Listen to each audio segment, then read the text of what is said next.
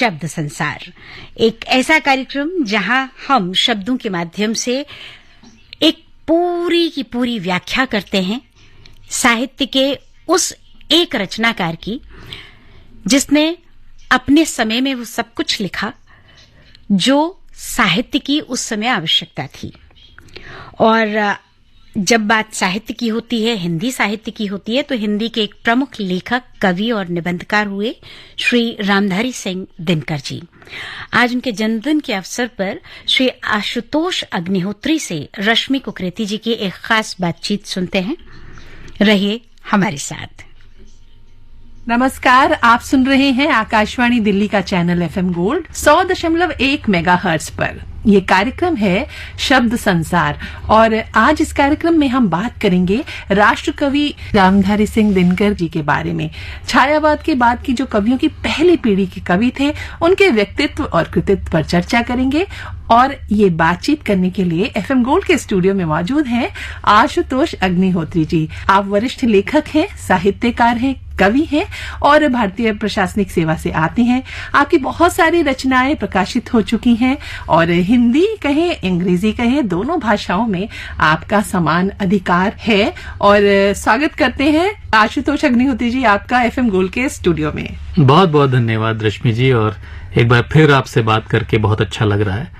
और आज इस बात की विशेष खुशी है कि आज हम दिनकर के बारे में बात करेंगे जी। और दिनकर ने कई पीढ़ियों को प्रभावित किया है, लेखकों को प्रभावित किया है, कवियों को प्रभावित किया है और युवाओं को प्रभावित किया है। तो उनकी कविता में जो ऊर्जा है और जो शक्ति है और जो सकारात्मकता है वो हम सब महसूस करते हैं। बहुत सही बात आपने कही, क्योंकि जो उनकी कविताओं में जो वीर रस है, वो जो ओजस्वी उनका कृतित्व है, वो शायद ही अन्यत्र मिले। क्या कहेंगे आप? बिल्कुल ठीक कहा, और बल्कि मैं तो कहता हूं कि उन्होंने अपना उपनाम सोच समझ कर रखा, दिनकर, अपनी प्रकृति और अपने स्वभाव के अनुरूप।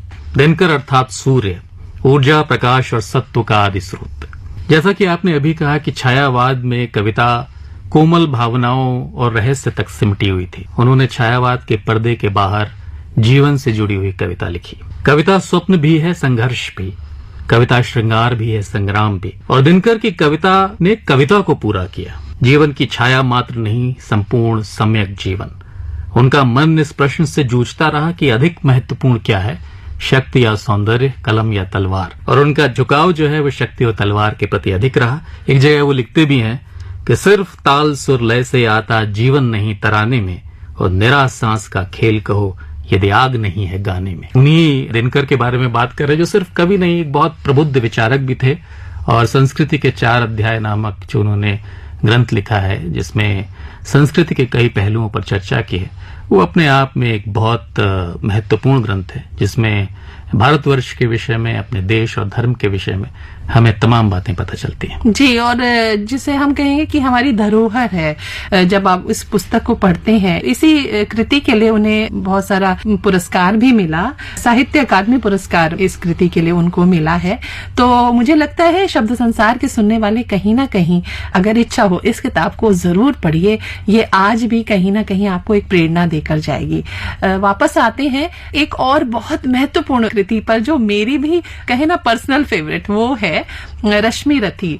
और रश्मि रथी के बारे में अगर मैं चर्चा करूं तो मुझे लगता है आशुतोष जी आपके अलावा कोई शायद ही बहुत अच्छा बोल पाएगा इस पर। आपने खुद एक कविता लिखी हुई है कर्ण पर, तो मुझे लगता है कि आप बताएं कि जो रश्मि रथी का जो चरित्र है, उसमें कर्ण का जो चरित्र है और जो दिनकर की ये पूरा जो काव्य है, इसके बारे में आप क्या सोचते हैं? जो आपने जो कविता लिखी, जब लिखी तो क्या कहीं दिनकर से प्रेरित होकर लिखी?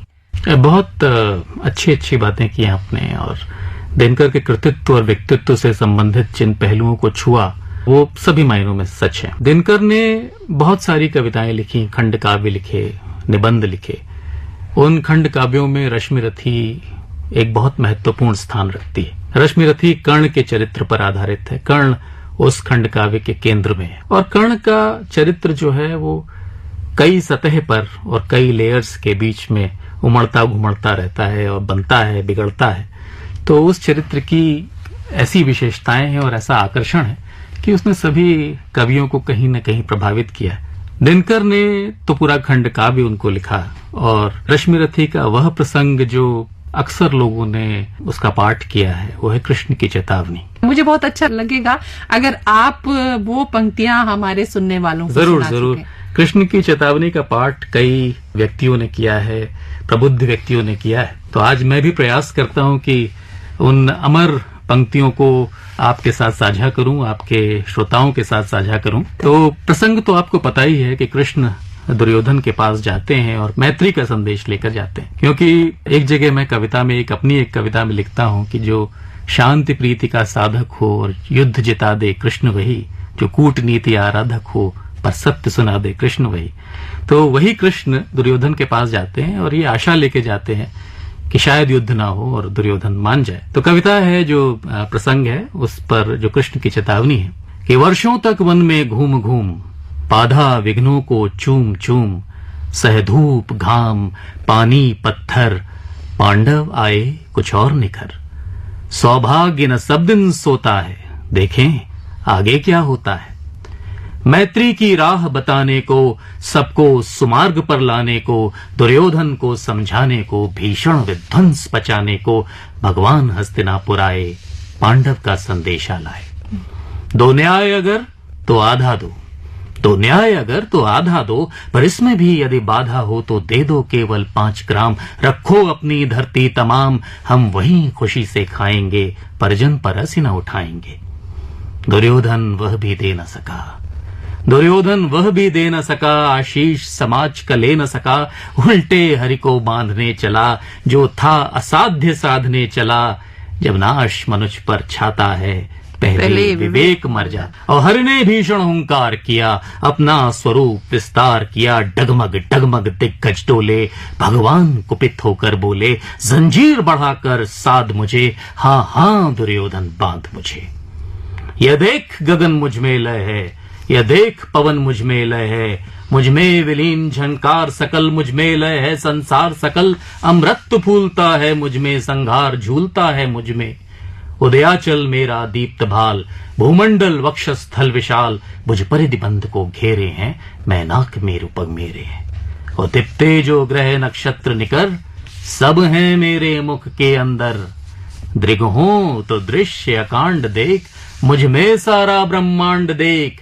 चरचर जीव जग क्षर अक्षर, नश्वर मनुष्य सुर जाति अमर। शतकोटि सूर्य शतकोटि चंद्र, शतकोटि सरित सर सिंधु मंद्र।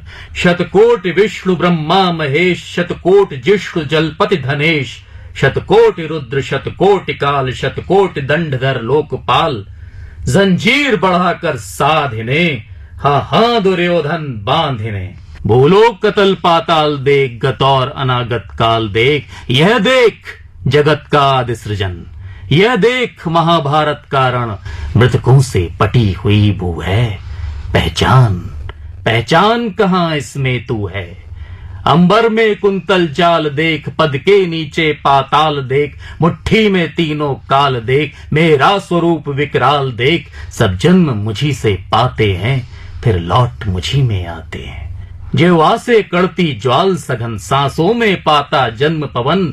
पड़ जाती मेरी दृष्टि जिधर, हंसने लगती है सृष्टि उधर। और मैं जब ही मूंदता हूँ लोचन, छा जाता चारों ओर मरण।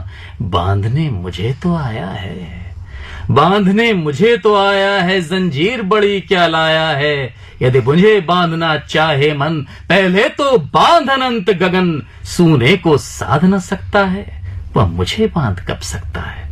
हित वचन नहीं तूने माना, मैत्री का मूल्य न पहचाना। तो ले मैं भी अब जाता हूँ, अंतिम संकल्प सुनाता हूँ। याचना नहीं अब रण होगा, याचना नहीं अब रण होगा।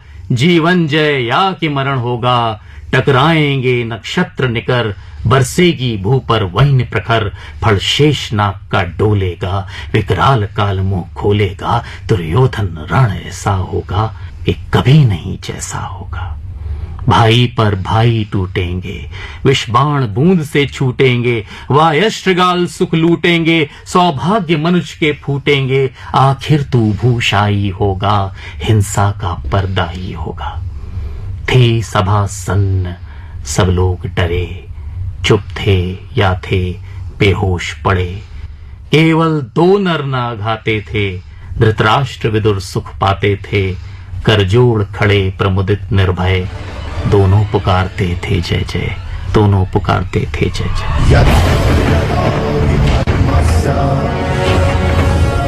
ग्लानिर्भवति भारत,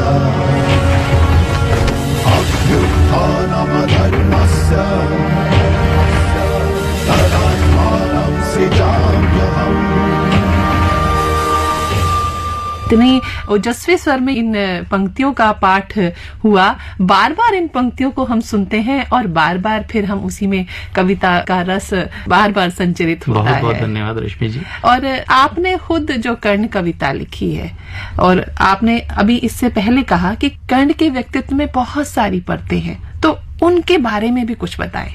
कर्ण का चरित्र जो है वो कई परतों में दिखाई देता है। किस खंड काव्य में? रश्मिरथी में। रश्मिरथी में उनका संबंध उनकी माँ के साथ, दुर्योधन के साथ और अपने प्रतिद्वंदियों के साथ, सबके साथ दिखाई देता है। तो जैसा कि रश्मिरथी में दिनकर जी ने इन सभी पहलुओं पर बड़ी ही गहराई के साथ लिखा है। और जहां तक जिस कविता की बात आप कर रही हैं, दिनकर का प्रभाव कहीं न कहीं सबके ऊपर रहता है। हमने उनको बचपन से पढ़ा है, उनको सुना है कई बार, और तो कई शब्द, कई ध्वनियां, कई संकेत अपने आप अवचेतन मस्तिष्क में रह जाते हैं। वो भाषा के जो संस्कार हैं कब आ जाते हैं पता नहीं चलता। जी। तो मैं एक दिन बैठे बैठे मैं सोच रहा था कि अगर कर्ण मृत्यु उसके निकट है, कर्ण को पता है कि अब उसका अंत सामने है, वो उस समय क्या सोच रहा होगा। और जिस समय अर्जुन ने बाण अपने धनुष पर चढ़ाया है और कृष्ण ने उनसे कहा है कि तुम बाण चला दो, और उस समय कर्ण क्या सोच रहा होगा। तो ये कर्ण के अंतिम शब्द हैं जो अर्जुन को संबोधित करते हुए कह रहा है। जी, स्वागत है। कि मैं तुम्हें धर्म क्या सिखलाऊं, मैं तुम्हें धर्म क्या सिखलाऊं, क्या उचित सही क्या बतलाऊं। मैं खुद सब कुछ था भूल गया, मैं खुद सब कुछ था भूल गया। क्या सत्य नीति क्या प्रेम दया, मैं उन्मादी था आकुल था तुमसे भिड़ने को व्याकुल था। मैं उन्मादी था आकुल था तुमसे भिड़ने को व्याकुल था। मैं वीर अटल व्रतधारी था, मैं भी यश का अधिकारी था। मैं वीर अटल व्रतधारी था, मैं भी यश का अधिकारी था। मुझको जननी ने त्यागा था, मुझको जननी ने त्यागा था। उसका सुत बड़ा अभागा था, जिसको राधा ने पाला था। अपना सब कुछ दे डाला था, पर वंश कहां से लाता मैं, पर वंश कहां से लाता मैं। उस पर कैसे इतराता मैं, प्रतिभा को कौन छिपाएगा। जो अनुपम है दिख जाएगा। क्या कुल में पौरुष पलता है, क्या कुल में पौरुष पलता है। जो तपता है वो जलता है, मैं तब भी सबसे कहता था। कुछ व्यथित रक्त में बहता था, मैं तब भी सबसे कहता था। कुछ व्यथित रक्त में बहता था। मैं किरणों का श्रृंगार लिए, संकल्पों का अंगार लिए इस रंगमंच में आया था, जो हरि ने स्वयं सजाया था। मैं किरणों का श्रृंगार लिए, संकल्पों का अंगार लिए इस रंगमंच में आया था, जो हरि ने स्वयं सजाया था। कुछ ज्ञात मुझे कुछ अनजाना, कुछ धीरे धीरे पहचाना। कुछ ज्ञात मुझे कुछ अनजाना, कुछ धीरे धीरे पहचाना। मैं बिना कहे सब कहता था, मैं बिना कहे सब सहता था। मैं चुप रहकर भी कहता था, जो बचपन में अपमान सहा। क्यों प्रखर पुंज बस तुच्छ रहा, फिर गुरु ने सब कुछ सिखा दिया। फिर गुरु ने सब कुछ सिखा दिया, लेकिन मुझसे अपराध हुआ। मैं मिथ्या में क्यों विप्र बना, क्यों आतुरता में क्षिप्र बना। इसलिए शाप भी मुझे मिला, अब विस्मृत कौशल प्राण शिला। तुम केशव की अब सुन ही लो, तुम केशव की अब सुन ही लो। जो पंथ श्रेय है चुन ही लो। हाँ रथ का पहिया उलझा है, हाँ रथ का पहिया उलझा है। कब जीवन मेरा सुलझा है, सब जानबूझकर निगला है, जो विष लीला से निकला है। तुम देखो रथ की डोर कहाँ, इन संबंधों का छोर कहाँ। तुम देखो रथ की डोर कहाँ, इन संबंधों का छोर कहाँ। यह दुर्योधन का ऋण मुझ पर क्यों मित्र पुकारा था रुककर। उस एक धर्म को अपनाने मैं बना अधर्मी सब जाने, उस एक धर्म को अपनाने मैं बना अधर्मी सब जाने। जब शील सभा में लज्जित था, मैं कैसा निर्लज्ज हर्षित था। जब अभिमन्यु को मारा था, तब मैं खुद से ही हारा था। जब अभिमन्यु को मारा था, तब मैं खुद से ही हारा था। अब क्या मुझको तुम मारोगे, अब क्या मुझको तुम मारोगे। मुझको जग से ही तारोगे। जब कवच इंद्र को दान दिया, तब मृत्यु वरण को मान लिया। तुम पर माधव का हाथ रहा, सब भ्राताओं का साथ रहा। तुम पर माधव का हाथ रहा, सब भ्राताओं का साथ रहा। तुमको कृष्णा का हार मिला, तुमको माँ का भी प्यार मिला। वो आई थी कुछ लेने को, वो आई थी कुछ लेने को, मैं आतुर था सब देने को। फिर भी मन में प्रत्याशा थी, फिर भी मन में प्रत्याशा थी, हम टकराएंगे आशा थी। अब अर्जुन तीर चलाओ तुम, अब अर्जुन तीर चलाओ तुम, जो धर्म विजय अपनाओ तुम भी मानोगे भाई, अब की मृत्यु निकट है आई। अब क्या तुमको गले लगा सकता, क्या तुमको गले लगा सकता, क्या तुमको भी अपना सकता। हम एक जनन के पुत्र यहाँ, जो बहा उसी का रक्त बहा। जब स्वयं कृष्ण रथ चला रहे, जब शक्ति पवन की साथ बहे, जब मान बढ़े आशीष मिले, जब विजय दिखे तब हृदय खिले। लेकिन तुम भी अब जानोगे कि श्रेष्ठ कौन यह मानोगे। यह कर्ण वीर है दानी है, यह कर्ण वीर है दानी है, यह सूत पुत्र अभिमानी है। सब दे देगा बस मांगो तुम, अब द्वेष घृणा को त्यागो तुम। मैं तुम्हें अंक में भरकर अब कर्मों को अपने थामे सब, मैं तुम्हें अंक में भरकर अब कर्मों को अपने थामे सब।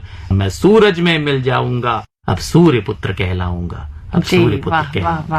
वाह। हम कहेंगे कि राष्ट्र कवि रामधारी सिंह दिनकर को आपकी जो कविता है एक श्रद्धा सुमन के रूप में हम अर्पित कर रहे हैं इस कार्यक्रम के माध्यम से। कहीं ना कहीं मुझे लगता है वो प्रेरणा उन्हीं से प्राप्त की है आपने। निश्चित रूप से मैं तो यही कहूंगा कि मैं तो अपने आप को अभी भी कवि नहीं मानता, और जिन महान कवियों को पढ़कर सुनकर बड़ा हुआ हूं, जिन्होंने मेरी चेतना को, मेरे मन मस्तिष्क को पुष्ट और समृद्ध किया है, उन्हीं का कहीं ना कहीं प्रभाव इन शब्दों में है और इन भावनाओं में है।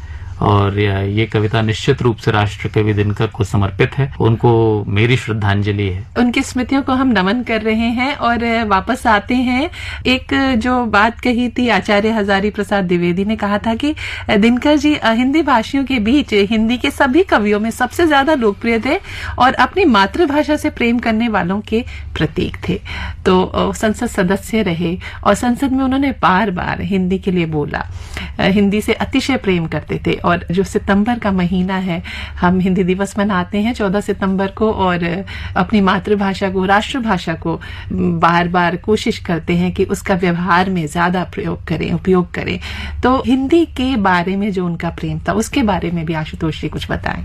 बहुत ही अच्छा। और मैंने बच्चन जी की आत्मकथा पढ़ी है, और जो उनकी आत्मकथा का चौथा भाग है, दशद्वार से सोपान तक, उसमें कैसे सरकार में हिंदी के प्रयोग पर काम हुआ और बच्चन जी ने, दिनकर जी ने और अन्य ऐसे मनीषियों ने इस दिशा में क्या क्या काम किए वो बताया है। और उसमें कई जगह ऐसे उल्लेख आए हैं जहां पर दिनकर और बच्चन की चर्चा है किन्हीं शब्दों को लेकर।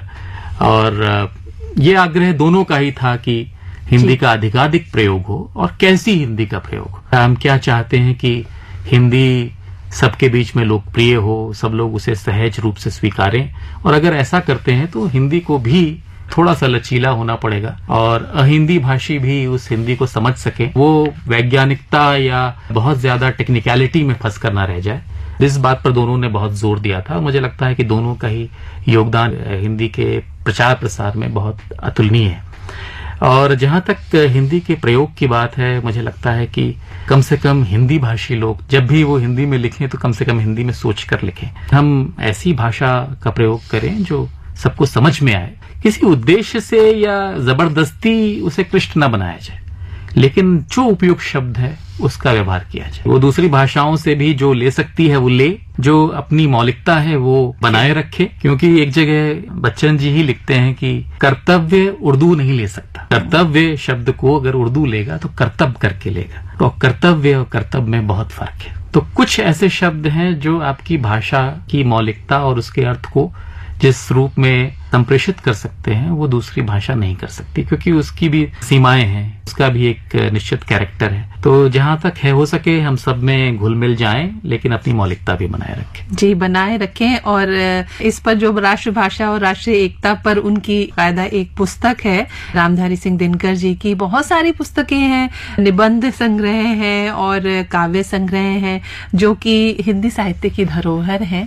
और बात कर रहे हैं राष्ट्र कवि रामधारी सिंह दिनकर जी जी, उनके ऊपर एक डाक टिकट भी जारी हुआ था। तो वो डाक टिकट भी एक बस वो एक स्मृतियां हैं और वो एक रेखांकन है कि वो कितने महत्वपूर्ण कवि रहे हैं। और हमने जब जब दिनकर जी को पढ़ा है तो हमारे दिल में यही भावना उठी है कि इतनी सुंदर भाषा, इतना सुंदर काव्य और इतने सुंदर विचार, तो जो वो तीनों मिलते हैं तो क्या एक त्रिवेणी सी बनती है, काव्य रस का सृजन होता है। चलते चलते आशुतोष जी अगर कुछ कहना चाहें राष्ट्र कवि दिनकर जी के बारे में। दिनकर को हम राष्ट्र रूप में या ओज और शक्ति के कवि के रूप में जानते हैं, लेकिन दिनकर का काव्य वहीं तक सीमित नहीं था। शक्ति का वही उपासक जब उर्वशी के रूप और सौंदर्य की साधना करने बैठा तो कविता कामना बन उठी, उत्तप्त कामना, और कवि कहने लगा कि पंथ हो सौंदर्य की आराधना का व्योम में ये, यदि शून्य की उस रेख को पहचान। बोल उठा मन तुझे देख कर प्रथम दृष्टि में, ओ बोल उठा मन तुझे देख कर प्रथम दृष्टि में, ऐसी रचना और नहीं संपूर्ण सृष्टि में, ऐसी रचना और नहीं संपूर्ण सृष्टि में। साकर स्पर्श अपूर्व प्रेम से विवश हो गई, साकर स्पर्श अपूर्व प्रेम से विवश हो गई, पल भर हुई सचेत चेतना पुनः खो गई,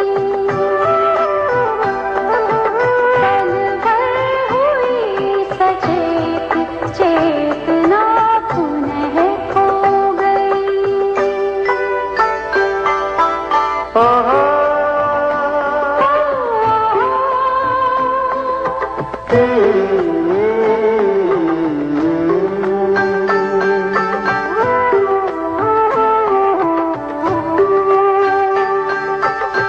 नैनों से वे नैन कुछ ऐसे बैन कह गए, ओ नैनों से वे नैन कुछ ऐसे बैन कह गए,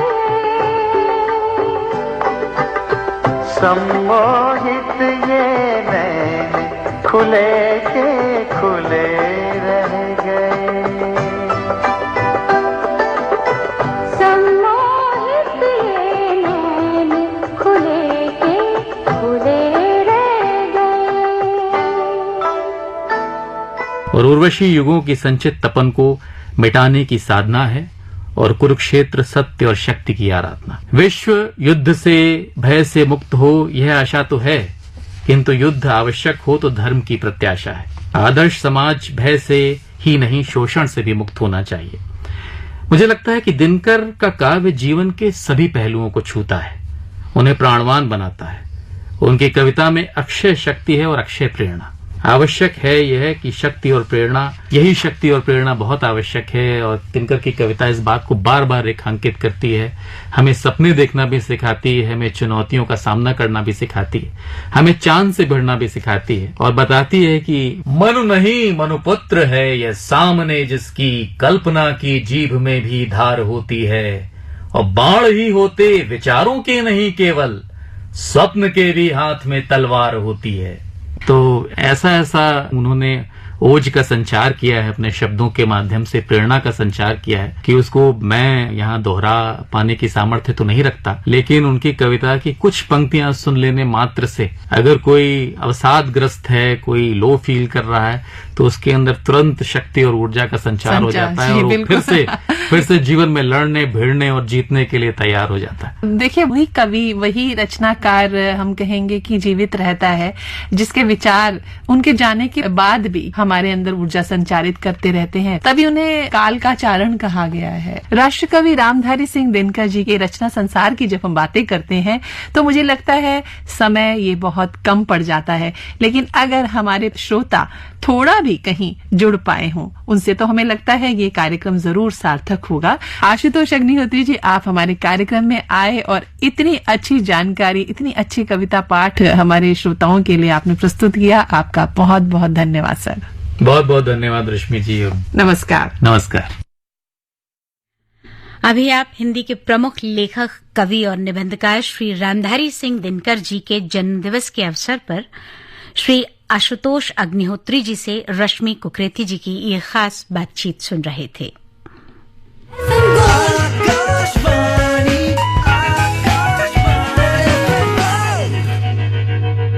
आकाशवाणी के एफएम गोल्ड चैनल पर आपके साथ हूं मैं मोनिका। रहिएगा हमारे साथ में, क्योंकि शब्द संसार है। एक दिन हम सब अपनी अपनी चुप्पियों को लेकर मर जाएंगे।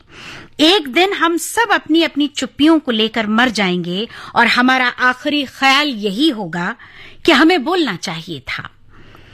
ये जो बोलना चाहिए था, ये जरूरी नहीं है कि हर बार हम शब्दों को अपनी जबान की दहलीज से बाहर लेकर आएं।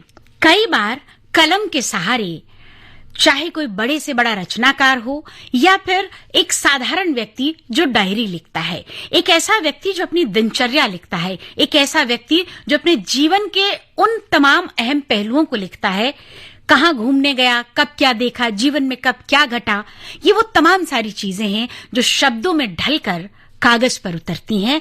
और कलम के सहारे जब शब्दों की दुंदुभी बजती है तो यकीन मानिएगा इसकी गूंज बहुत दूर तक सुनाई देती है। ये मेरा व्यक्तिगत तौर पर मानना है कि किताबों से बेहतर आपका, हमारा कोई दोस्त नहीं हो सकता है। वैसे भी कहा जाता है कि जिनका दोस्त किताब है, तो यकीन मानिएगा जो लाइब्रेरी जाने के शौकीन है, यकीन मानिएगा उन्हें जीवन में कभी बोरियत नहीं होती है, उन्हें जीवन में कभी अकेलापन नहीं होता है। यही कामना करते हैं कि शब्द संसार के माध्यम से आप सब जो ये अनुभूति लेते हैं ना कि शब्द ही ब्रह्म है, उस ब्रह्म को स्वयं में मौन मत होने दीजिएगा। ये ब्रह्म तभी साकार होते हैं जब हमारी शब्दावली उच्च कोटि की हो और हम शब्दों पे कमांड रखने के साथ साथ में उसे कागज पर उतारने की कला भी जानते हों।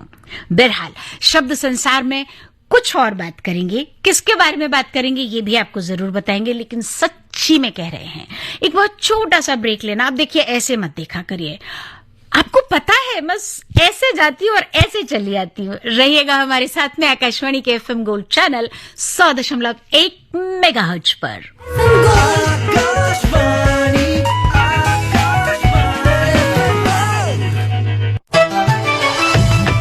मेरे प्यारे देशवासियों, मन की बात में आपसे बात करके मुझे हमेशा बहुत अच्छा लगता है। ऐसा लगता है जैसे मैं अपने परिवारजनों के साथ बैठ करके हल्के फुल्के वातावरण में अपने मन की बातें साझा कर रहा हूं, आपके मन से जुड़ रहा हूं। आपके फीडबैक, आपके सुझाव मेरे लिए बहुत ही मूल्यवान है। आप भी माननीय प्रधानमंत्री के मन की बात का हिस्सा बन सकते हैं। इसके लिए आप अपने सुझाव 27 सितंबर तक टोल फ्री नंबर 1800117800 पर रिकॉर्ड कर सकते हैं या फिर 1922 पर कॉल भी कर सकते हैं। नमो ऐप या माई गॉव के ओपन फोरम में पोस्ट कर सकते हैं या post box number 111 Akashvani Delhi पर भेज सकते हैं। तो याद रखें, रविवार 29 सितंबर सुबह 11 बजे मन की बात। तो राजू बेटा जी, तुम्हारी मम्मी ने तुमसे कुछ बात करनी थी। हाँ माँ। कुछ नहीं बेटा, कल तो इंजीनियरिंग कॉलेज जा रहा है ना, घर से दूर, पहली बात। अरे मेरी दाम, आप बात करो ना, मैं आती हूँ। क्या बात करनी है पापा? तो बेटा वो फॉर हिप्पोपोटामस काफी परेशान है ना? बच्चों से H4 HIV के बारे में खुल के बात करना किसी इम्तिहान से कम नहीं, पर उन्हें असुरक्षित यौन संबंध और संक्रमित सुई से बचे रहने की सलाह तो देनी पड़ेगी। तो दीजिए और कीजिए उनकी परवरिश का असली इम्तिहान पास। सरकारी अस्पताल में HIV की जांच और इलाज गुप्त और मुफ्त। HIV से बचाव, लाइफ का असली इम्तिहान। अधिक जानकारी के लिए टोल फ्री हेल्पलाइन नंबर 1097 पर संपर्क करें। Delhi state AIDS control society, Delhi सरकार द्वारा जनहित में जारी। तू आन है, तू शान है, तू ही तो देश का अभिमान है। अब आप भी बढ़ाएं देश का सम्मान शॉर्ट सर्विस कमीशन अफसर बनकर। भारतीय नौसेना की एग्जीक्यूटिव, एजुकेशन और टेक्निकल ब्रांच ज्वाइन करने के लिए अविवाहित पुरुष और अविवाहित महिला उम्मीदवारों से ऑनलाइन आवेदन आमंत्रित किए जा रहे हैं। आवेदन की अंतिम तिथि है 29 सितंबर 2024। अधिक जानकारी के लिए विजिट करें www.joinindiannavy.gov.in।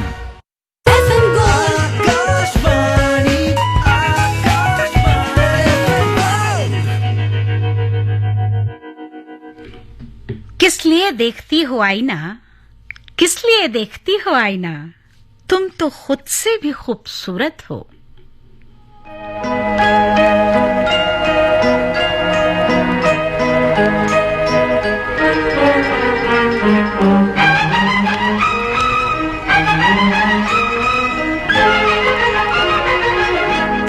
बहारों फूल बरसाओ, मेरा महबूब आया है, मेरा महबूब आया है।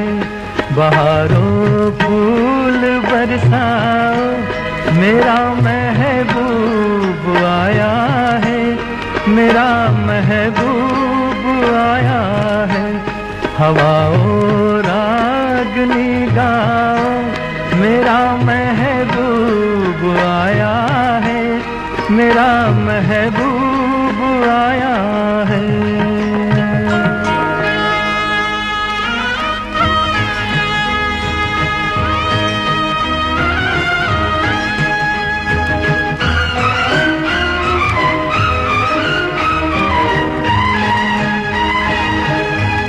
ओ लाली फूल की मेहंदी लगा इन गोरे हाथों में, उतर आए घटा का जल लगा इन प्यारी आँखों में।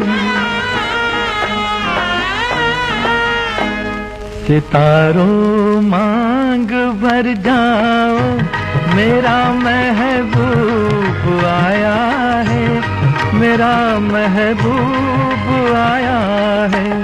बहारों फूल बरसाओ, मेरा महबूब आया है, मेरा महबूब आया है।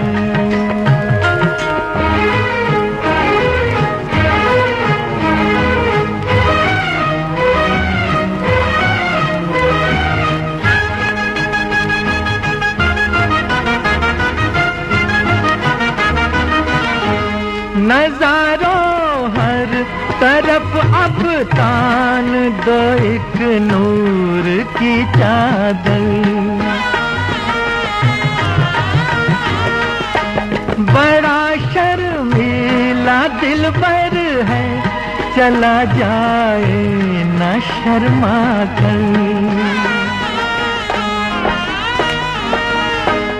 जरा तुम दिल को बहलाओ, मेरा महबूब आया है, मेरा महबूब आया है। बहारों फूल बरसाओ, मेरा महबूब आया है, मेरा महबूब आया है।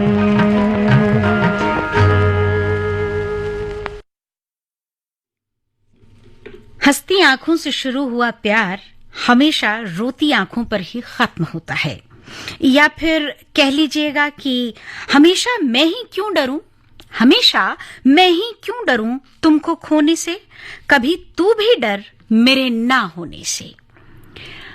साहित्य प्रेमी जितने भी हैं और डिजिटल दुनिया से जुड़े हुए हमारे जितने भी युवा हैं जो थोड़ा सा भी पढ़ने का शौक रखते हैं, वो इन तमाम अशार से खूब वाकिफ हैं। लिखने वाले के बारे में अगर ये कहा जाए तो बहुत साधारण से अंदाज में उन्होंने बड़ी गहरी बात लिखी है। अब गोया देखिए ना, शायद, यानी, गुमान, ये बस शब्द थोड़ी हैं। सच कह रही हूं, यकीन मानिए। शायद तो हम यूं ही कह देते हैं, शायद यूं कुछ हुआ होगा। यानी तुम्हारा मतलब ये है, कहां गुम से रहते हो, यूं गुमनाम से ना रहा करो। जनाब, ये तमाम वो शब्द हैं, वो शब्दावली है जो हम अक्सर इस्तेमाल करते हैं, लेकिन आपको जानकर बड़ा अच्छा भी लगेगा और हैरानी भी होगी। शायद यानी गुमान, ये उर्दू के उस महान शायर के प्रमुख संग्रह हैं जो उन्होंने अपनी लेखनी से कागज पर उतारे। नाम है इनका जॉन एलिया, उर्दू के महान शायर जिनका जन्म 14 दिसंबर 1931 को अमरोहा में हुआ था। जॉन को जो परिवार मिला उसमें उनके जो पिता थे अल्लामा शफीक हसन एहलिया, वो वैसे तो खगोल शास्त्री थे, लेकिन वो कवि भी थे, कविताएं भी लिखा करते थे। और जाहिराना तौर पर जब घर में ऐसा कोई माहौल मिलता है तो उठने बैठने वाले लोग भी उनके पिता के साथ वैसे ही हुआ करते थे जो साहित्य से जुड़े थे, कोई किसी विधा से तो कोई किसी विधा से। और जॉन को ये माहौल बचपन से मिला। उन्होंने लिखने का शौक जाहिर उस वक्त किया जब उन्होंने 8 साल की उम्र में अपनी पहली कविता लिखी। और ये क्या गजब की बात है कि जॉन एलिया उन शायरों में शुमार होते हैं जिन्हें साहित्य प्रेमी तो पढ़ते और सुनते ही हैं, लेकिन जब बात आज के युवा की जाती है, फिर चाहे वो शायराना अंदाज में अपने आप को किसी को इम्प्रेस करने के लिए पढ़े या फिर अपनी बात को वजनदार बनाने के लिए कहे, लेकिन जॉन एलिया युवाओं में भी खूब प्रचलित हैं। विश्व भर में पढ़े जाने वाले सबसे ज्यादा उन शायरों में शुमार होते हैं जिन्हें हर उम्र का व्यक्ति पढ़ता है। अमरोहा में जन्मे, जो उत्तर प्रदेश का एक इलाका है, वहां पर इनका जन्म हुआ। और सच बात बताएं तो उर्दू कवि, विद्वान और दार्शनिक होने के साथ साथ में इन्होंने दार्शनिक, जीवनी लेखक और विद्वान की हैसियत से काम किया, लेकिन गजल में इन्होंने खासा काम किया। फिर चाहे आप बात कर लें शायद, यानी, लेकिन, गुमान, गोया, फरनौद, ये वो शब्द हैं जो इनके संग्रह कहलाते हैं।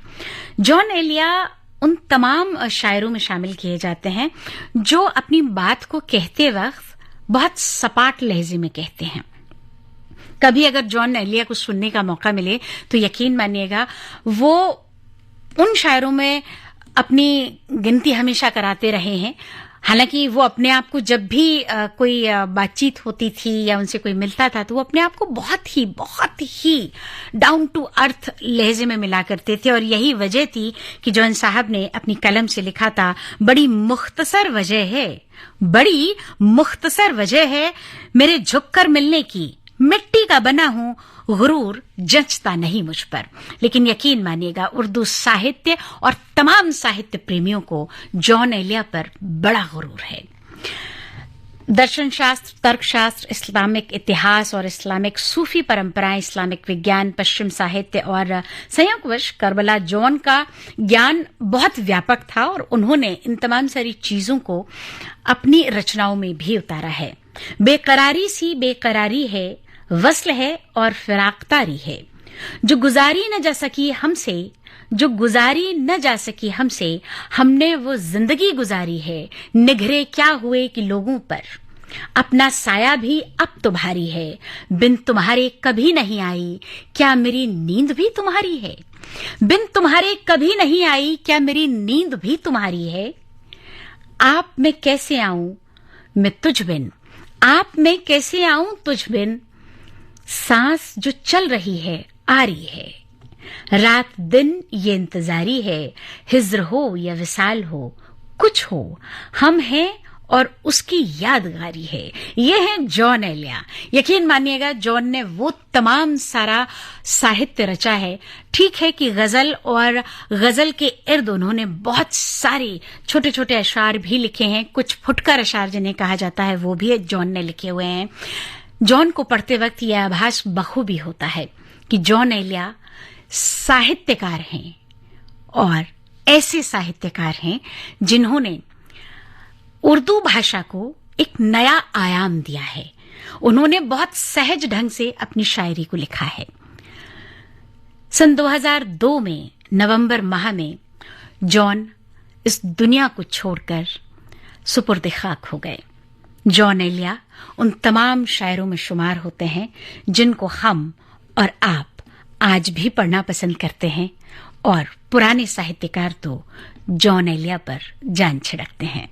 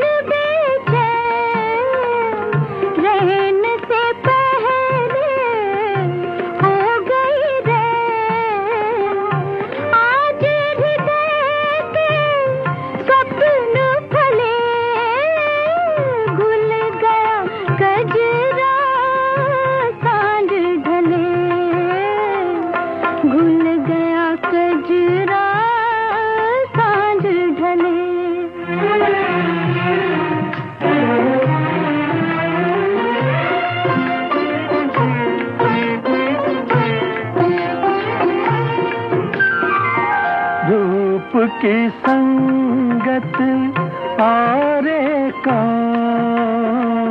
रूप की संगत और एकांत,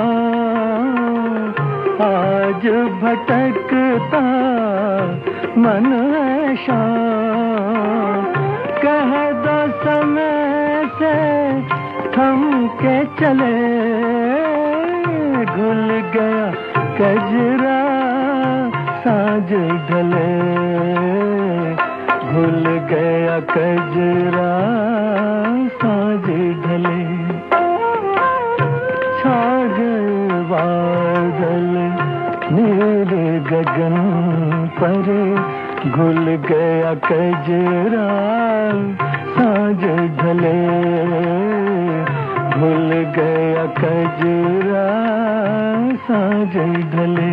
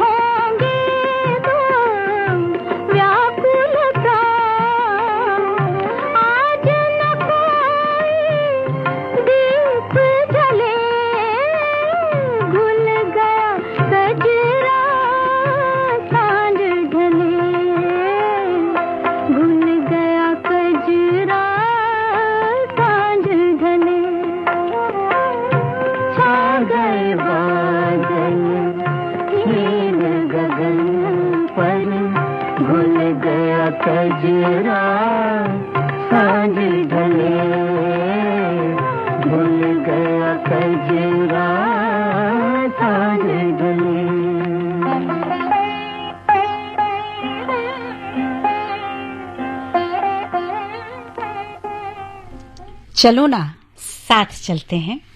चलो ना साथ चलते हैं समंदर के किनारे, चलो ना साथ चलते हैं समंदर के किनारे तक, किनारे पर ही देखेंगे कि किनारा कौन करता है।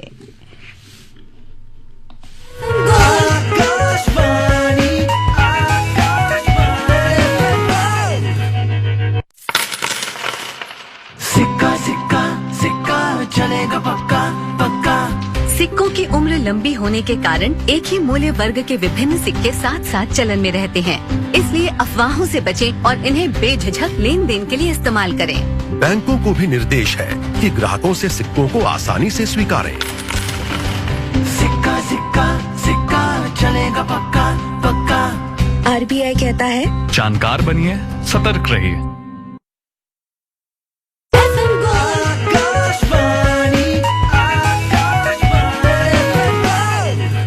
आकाशवाणी के एफएम गोल्ड चैनल पर आपके साथ मैं मोनिका। कार्यक्रम है शब्द संसार, और जो ये शब्द संसार है वो बस अब लगभग अपनी समाप्ति की ओर है। और जाहिराना तौर पर जहां हम कहीं विदा ले रहे होते हैं तो जी चाहता है कुछ घड़ी और रुक जाएं, कुछ देर और बैठ जाएं, तो जनाब चिंता क्यों करते हैं, जरूर आपसे मिलने के लिए आएंगे और फिर एक बार हम और आप साथ बैठेंगे। बल्कि सिर्फ साथ बैठेंगे नहीं, बल्कि हम सब एक साथ घूमने के लिए जाने वाले हैं। कहाँ जाने वाले हैं ये भी आपको जरूर बताएंगे, लेकिन फिलहाल इजाजत दीजिएगा, क्योंकि जाएंगे तभी तो आएंगे।